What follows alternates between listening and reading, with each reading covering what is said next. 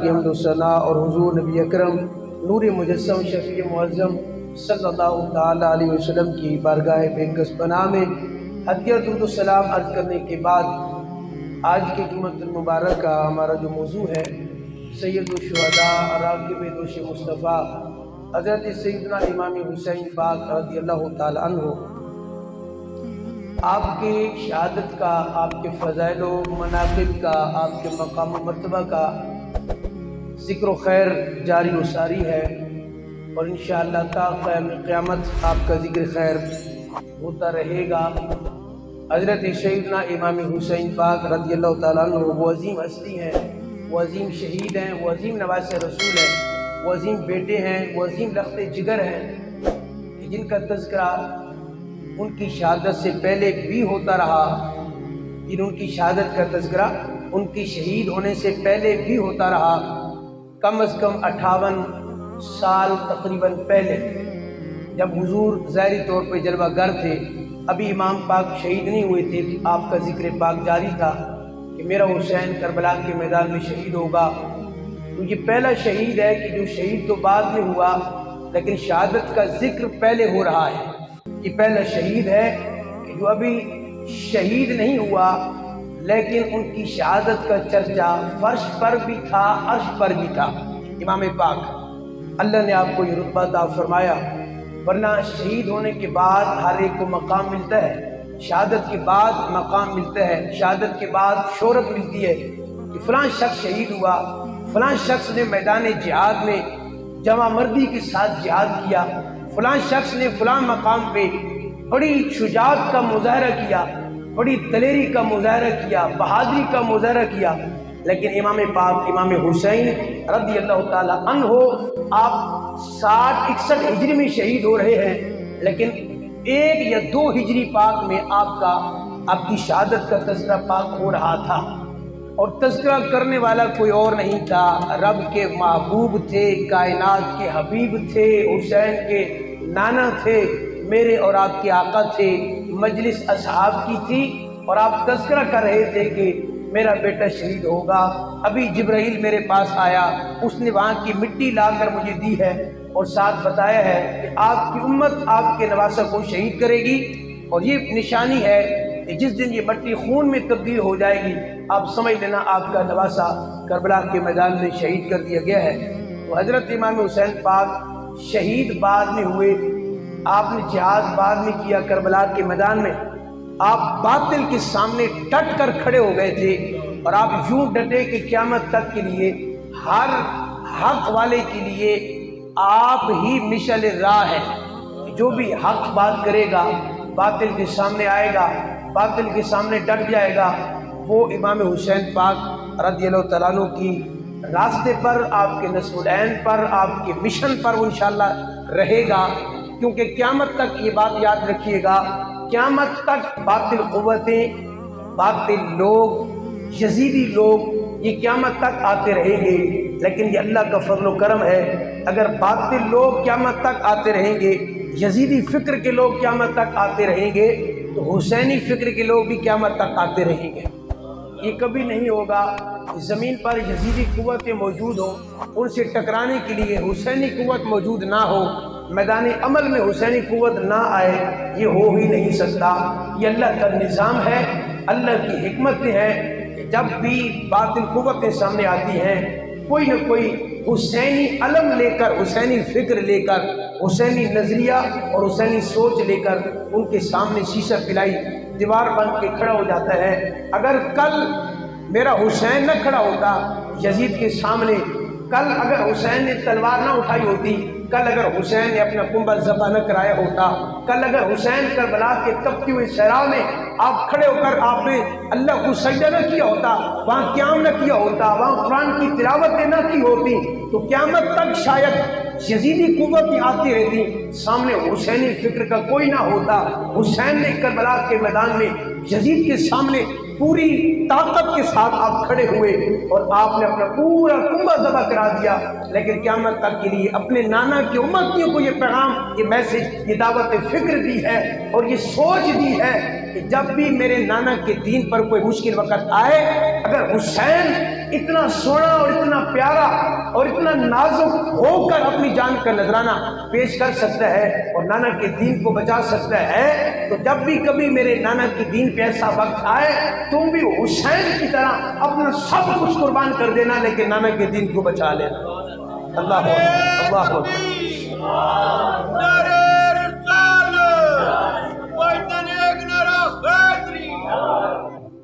حضرت سیدنا امام حسین رضی اللہ تعالی عنہ، یہ بات یاد رکھیے گا، تاریخ کا حصہ ہے، پوری تاریخ کو پڑھ کے دیکھ لیجئے، جب بھی باطل قوتیں سامنے آئی حق ان کے سامنے ضرور آتا ہے۔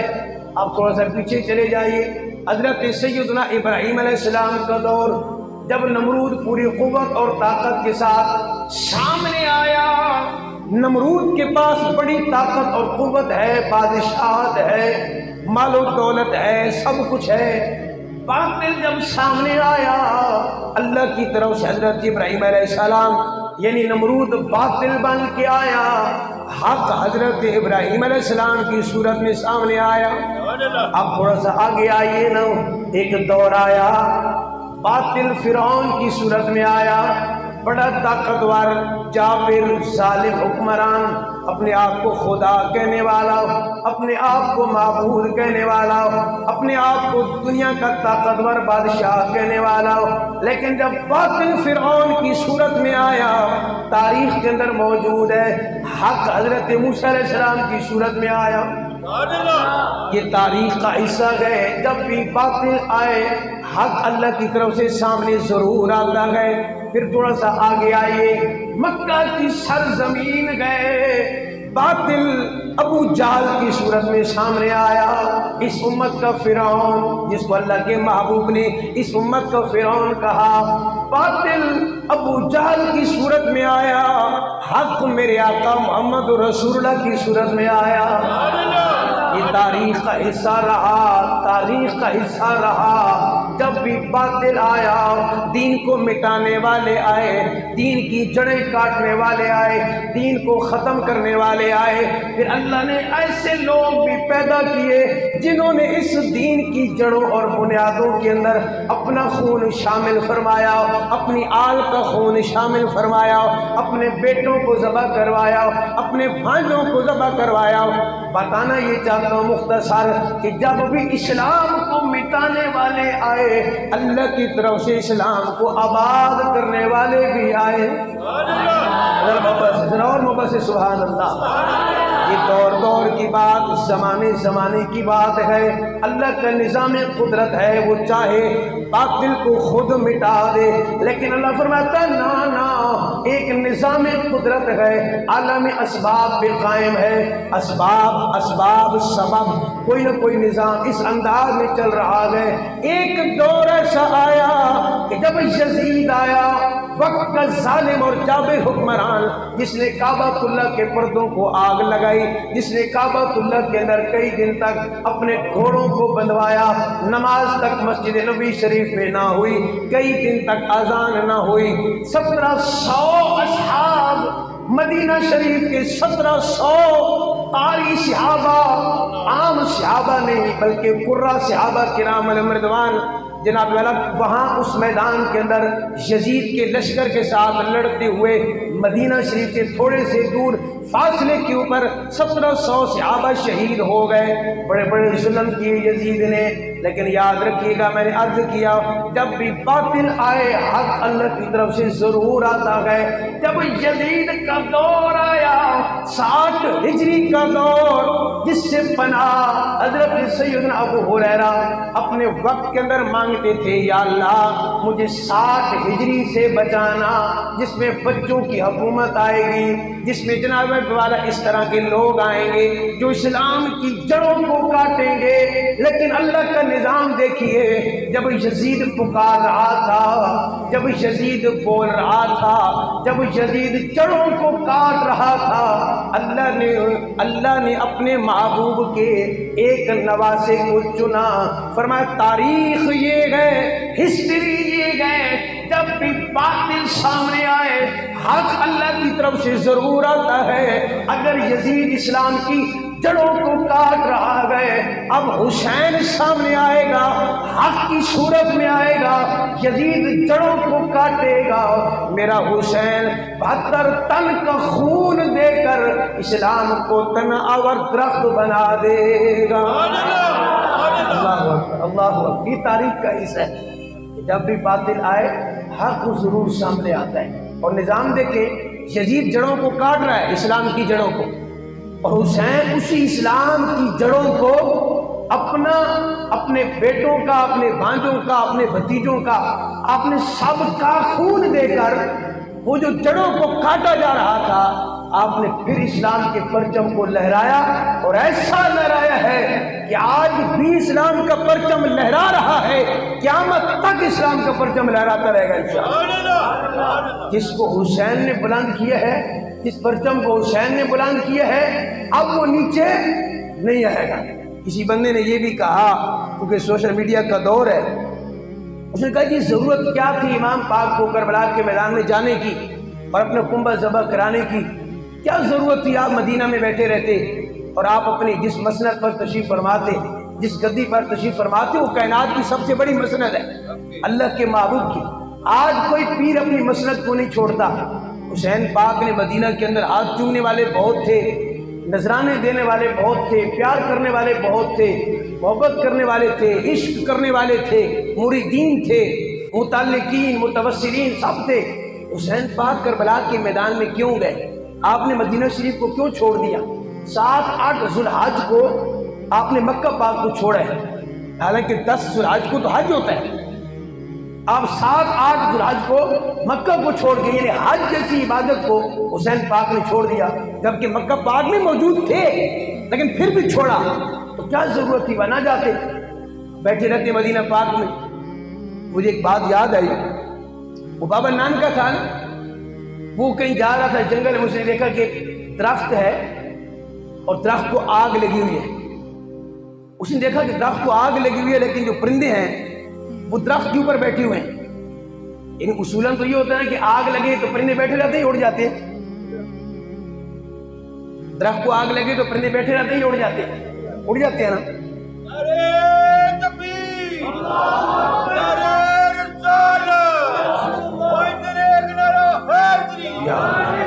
اس نے دیکھا کہ آگ لگی ہوئی ہے، پرندے بیٹھے ہوئے ہیں.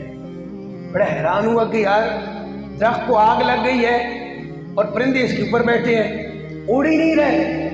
مثال دے رہا ہوں کہ حسین پاک کو جب پتا تھا کہ ہم نے کربلا میں شہید ہونا ہے تو آپ ادھر ادھر ہو جاتے. آپ نے کیوں سارا کنبہ ذبح کرا دیا؟ تو کہتے ہیں بابا نانک اس نے کہا پرندوں سے کہ بھائی بڑی عجیب بات ہے، درخت کو آگ لگی ہوئی ہے اور پر تمہارے ساتھ ہیں اور تم اڑ ہی نہیں رہے ہو. اللہ شیر، وہ اصل میں تو شیر ہے، بابا نانک کی کتاب ہے، اس کے اندر یہ واقعہ لکھا ہوا ہے. وہ سکھ تھا، اس نے کہا کہ بھائی تم کیوں نہیں اڑ رہے؟ تم بڑے بے وقوف پرندے ہو، آگ لگ گئی ہے، اب چھوڑ دو درخت کو. اللہ محبت سے بولیے سبحان اللہ. وہ کہتے ہیں آگ لگی اس برچھ کو، برچھ کہتے ہیں درخت، آگ لگی اس برچھ کو اور جلنے لگے اس کے پاس. درخت کو آگ لگی، اس کے پتے جلنے لگے. آگ لگی اس برچھ کو اور جلنے لگے اس کے پاس. تم کیوں رو پنچھیو جب پنکھ تمہارے ساتھ.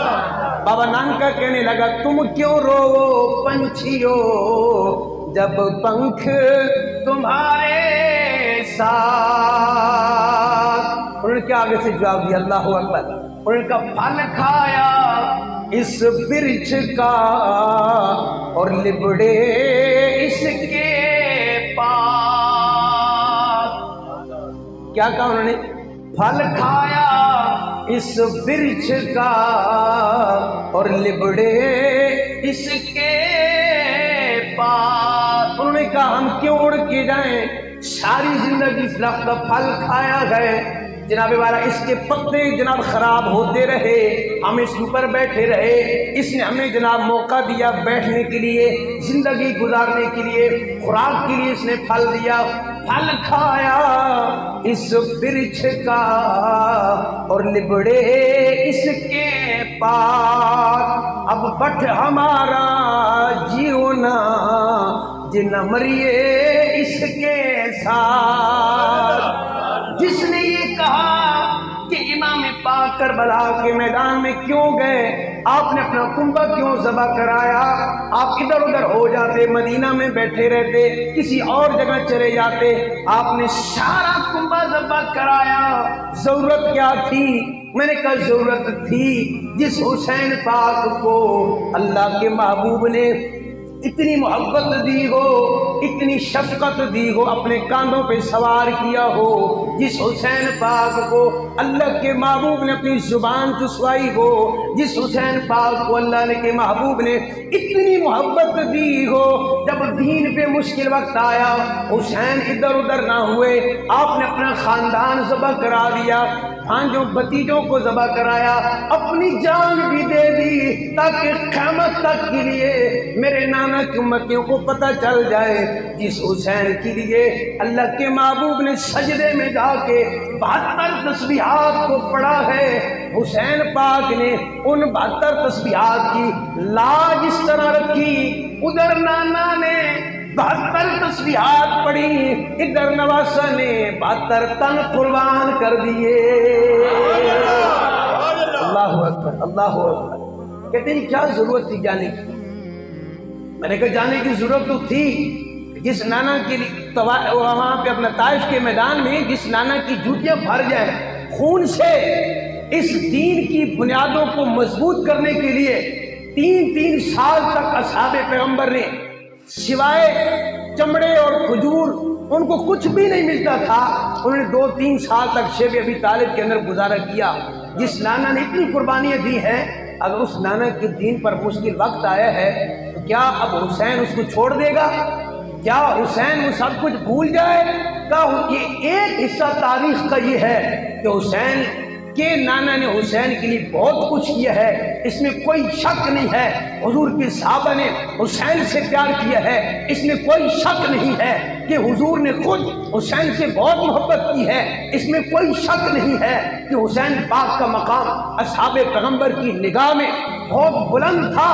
اس لیے کہ جب میرا صدیق مسجد سے نکل کے عصر کی نماز پڑھا کے باہر نکلتے ہیں، حسن پاک سامنے کھڑے ہوتے ہیں تو صدیق پاک حسن پاک کو اپنے اوپر اٹھاتے ہیں، اپنے کاندھوں پہ سوار کرتے ہیں، مدینہ کی گلی کا چکر لگواتے ہیں. اور جب علی پاک سامنے آتے ہیں، صدیق کہتے ہیں علی بیٹا تو تیرا ہے، لگتا مصطفیٰ جیسا ہے. اللہ اکبر اللہ اکبر. علی پاک مسکرانے لگ گئے کہ بیٹا آپ کا ہے لیکن ہے یہ شبیہ مصطفیٰ، اس کو دیکھو تو مصطفیٰ یاد آتے ہیں. تو حسین پاک سے اتنی محبت اصحاب نے کی ہے. آپ کو معلوم ہے حضرت ابو ہریرہ پاک بڑے مشہور صحابی ہیں، بزرگ تھے، داڑھی سفید ہو گئی تھی، ایک جنازے میں چلے گئے، واپس آئے تو حسین پاک بھی جنازے میں تھے.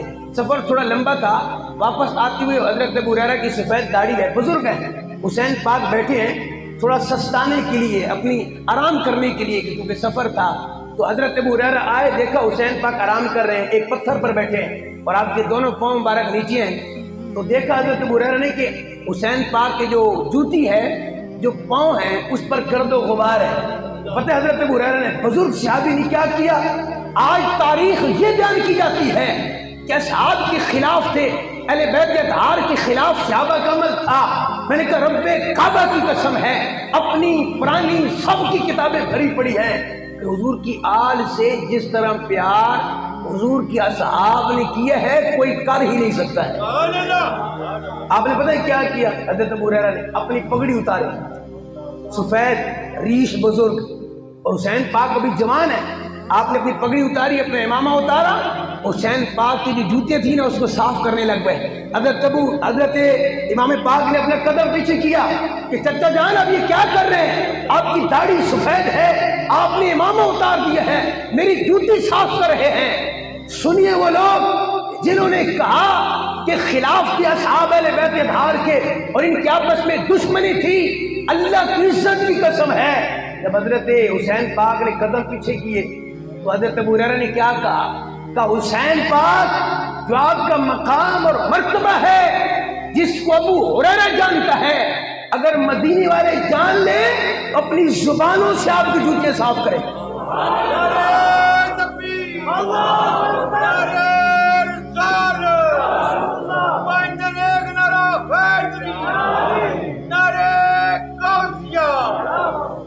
اللہ اکبر، کل زبانوں سے صاف کریں آپ کی جوتیاں، اگر یہ جان لیں آپ کا مقام و مرتبہ۔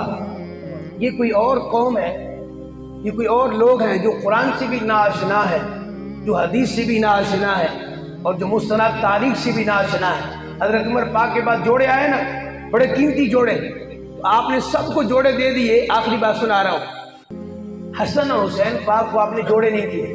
کسی نے کہا جی حسن اور حسین پاک تو رہ گئے، ان کو آپ نے کپڑے دیے نہیں ہیں، کہیں باہر سے آئے تھے نا جوڑے۔ اللہ اکبر، تو کیا فرمایا حضرت عمر پاک نے؟ فرمایا کہ حسین حسنین کریمین شریفین مطہرین یہ بڑے قیمتی ہیں، لباس قیمتی تو تھے لیکن ان قیمتی لباسوں میں بھی کوئی لباس ایسا نہیں تھا جو حسن اور حسین پہ جچتا ہو۔ کہا جی اب کیا کرنا ہے؟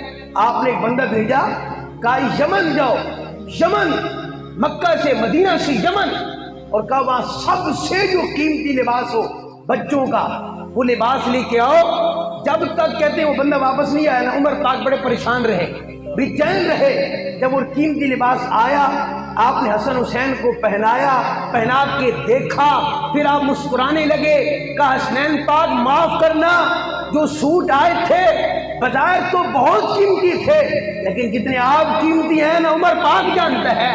کہا اب میں خوش ہوا ہوں، اب سوٹ بھی قیمتی ہیں، حسنین بھی قیمتی ہے۔ اللہ، یہ ہے اصحاب کی آل سے محبت۔ یہ مستند احادیث ہے، یہ بخاری میں روایت تھی جو میں نے پہلے سنائی ہے۔ انہوں نے پتہ نہیں کہاں سے لے لی ہے کہ اہل بیت اور اصحاب آپس میں دشمن تھے معاذ اللہ۔ دو اشعار میں پیش کروں گا، بہت بڑے ہمارے عالم ہیں، بڑا خوبصورت انہوں نے کلام لکھا ہے کہ اہل سنت جماعت وہ ہے جو آل سے بھی پیار کرتی ہے، اصحاب سے بھی پیار کرتی ہے۔ اہل سنت جماعت وہ ہے جو آل سے بھی ان کی بھی تعظیم کرتی ہے، اصحاب کی بھی تعظیم کرتی ہے۔